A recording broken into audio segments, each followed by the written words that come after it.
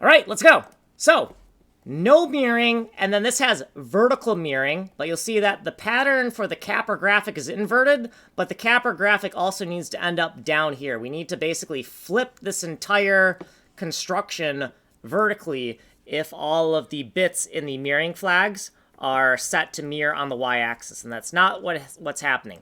The work we've done so far is good, we just need to add more work. In the top level constant macros section, we have these test bits for mirrors horizontally and mirrors vertically, and they're going to be used with the VFF meta tile value.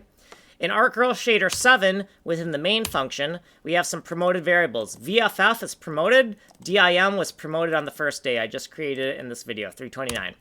VFF, this little statement right here inside of the touching value section, it is now just an assignment rather than also being a declaration.